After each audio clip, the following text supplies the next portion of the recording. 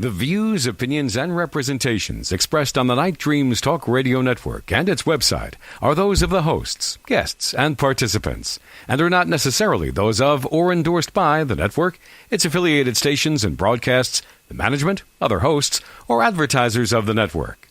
The shows found on the Night Dreams Talk Radio Network can, but do not necessarily, promote any particular lifestyle, belief, religion, political affiliation, or other personal practice. These shows are for entertainment purposes only, and are not intended to treat, diagnose, and or claim any cure of disease or condition, or give any medical or legal advice.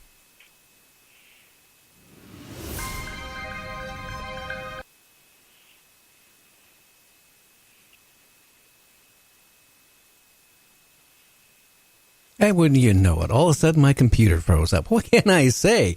It does happen occasionally. Anyway, you're listening to me, Gary, on Night Dreams Talk Radio After Dark. I want to say good evening or morning, depending on your time zone. And to everybody worldwide, you're listening to Night Dreams Talk Radio After Dark. Tonight, we're going to have a great guest on again. We got Thomas Whitmore on, talking about, Mufon, UFOs, and a whole bunch more. We'll be on right after this.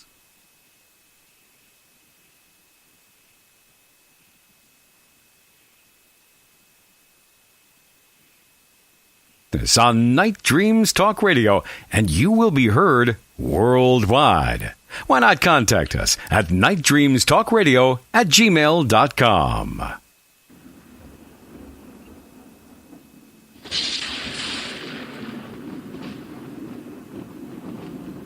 You are listening to Night Dreams Talk Radio Network, from our compound to you worldwide, with your host, Gary Anderson. Well, that is me. What can I say? I hope the rest of the show wasn't going to be like that.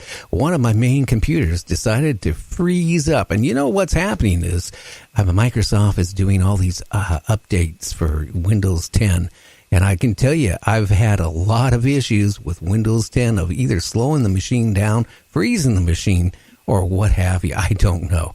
I don't know if you guys are having problems with Windows 10. I like Windows 7, but I guess in January, that's going to be out. You can still use it, but you're not going to have any security. Well, tonight we got Thomas Whitmore. Are you there, Thomas? Yes, I'm here. How you doing? Glad to be here, Gary. Well, how you doing tonight? I'm doing just great. Really looking forward to being on the program tonight. Well, I'm looking forward to you being on the program. I don't know if you have had any problems with Windows 10, any of the updates yet, but I can tell you it can get really frustrating.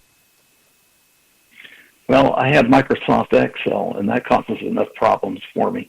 So I understand what you're saying. Oh, yeah. I mean, it's always a challenge. You know, the computers can be... I run like 7 computers to do the show, and I make sure an hour before I get on, I test them all out, they work, and then all of a sudden, I sit down to do the show, and then all of a sudden, one of the computers will not work, or it can be rather interesting. Anyway, why don't you tell the listeners here about yourself? Well, I live in San Antonio, Texas. I'm originally from Tulsa, Oklahoma. My dad there was a jet pilot for a defense contractor, and I grew up in the 50s and 60s. So I grew up with the Day the Earth Stood Still and the Twilight Zone, the Invaders. These programs, and I took an interest in UFOs in childhood when I saw Donald Kehoe UFO book on a friend's bookshelf. And the first UFO book I read was Flying Saucers Top Secret by Donald Kehoe. And back in those days, Gary, UFOs were in the mainstream media quite a bit in the 50s and 60s and up until the Condon Report. And so I followed the UFO news stories avidly. I've always been interested in history, and I've been reading stacks of books since adolescence, particularly about European history. But eventually I became interested in espionage and intelligence and psychological warfare. I hadn't been involved directly in the UFO field, but in the 1980s with Roswell and MJ-12, my interest in UFOs and intelligence and espionage and psychological warfare merged. And one day I was walking down the street in San Antonio, and I looked in a magazine store, and there was a copy of UFO Universe magazine in there, and I took an interest in it and bought it and read it. And then I started really getting much more interested directly in the UFO field. And I joined Mufon around 1990. And I studied for the field investigator exam, and I got my field investigator's card. I investigated some UFO cases and eventually became the state section director here in San Antonio. Now, at that time, Mufon was being run out of Seguin, Texas by Walt Andrus. And so Walt would come to our local meetings here in San Antonio, and I got to know him, and he got to know me. And he invited me to join the board of directors of MUFON in 1994, and I've served as the treasurer for MUFON since then. So I've seen MUFON go through the phases of Walt Andrus and John Schuessler and James Carrion, Clifford Clift, and Dave McDonald, and Jan Harzan. So I've been around a long time, and I've seen a lot. Oh, yeah, it sounds like it. Didn't Mufon here recently has some kind of internal problems, a squabble going on with a group of people? There was an incident where a person wrote up a list of complaints that he had, and some of it, he had a couple of points in there about the Field Investigator Network, and there were some conflicts between him and another person in the organization. The unfortunate thing was it really was an internal matter, but he decided to post it on the internet. And boy, did that circulate. Yes. Yeah. So, and MUFON is an organization that has state directors. It has many state section directors. It has a whole lot of field investigators, and personality conflicts arise from time to time. Oh, yeah, it would. And can I ask you a question? How hard is for somebody to join MUFON and eventually work into being a field, Well, you would subscribe to the MUFON Journal, and then you would want to get a copy of the Field Investigators Manual. And it's an over 200-page book, and it is a fantastic manual. It is detailed. It's very specific.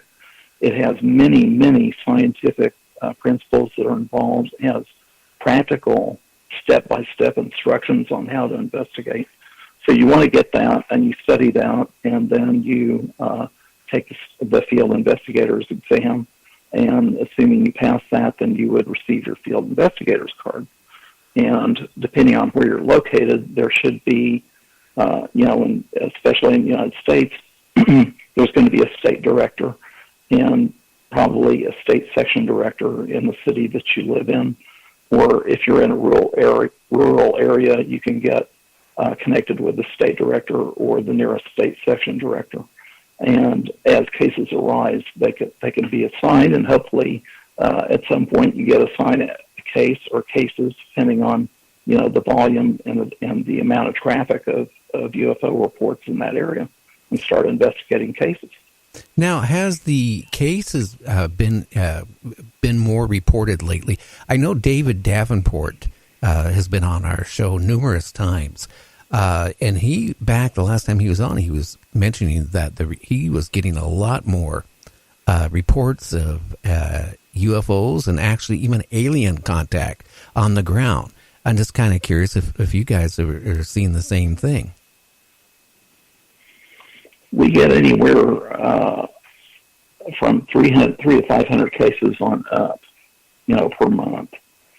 So, we can have 5,000 cases or reports per year. Now, specifically, if we're seeing more entities or more aliens being reported, I can't specifically address that, but I will say that in general, I think that the public is more aware of the UFO problem, and people are noticing things more, and it's getting easier to report because, for example, you can go to the Mufon website and file a report, or you can go on the internet and you can get in touch with Mufon. Also, you have Peter Davenport's National UFO Reporting Center. And there are some other independent investigators as well. So I think it's getting easier and easier for people to report incidents. And the general feeling is that there really is quite a bit of activity going on. Oh, there is. Also, I think, Thomas, people are not as scared as they used to be, talking about seeing a UFO or maybe contact with an alien. For years, people would hold that in because they were scared to talk about it with their coworkers, their friends, or family members. And it seems like in the last few years, people are opening up a lot more, and they're talking about their experiences. Well, I've always had a straight job. I mean, I've been professionally, I've been in the financial industry, and I've worked with some pretty conservative people. And so I've been discreet in my own career most all of the time. And now I'm actually almost completely retired, and I can pursue my UFO interests almost full time. But I can tell you a funny little incident that happened with me at my employer. I was required for internal audit purposes to disclose any organizations that I'm on the board of directors of. So I disclosed that I was on the board of directors of Mufon.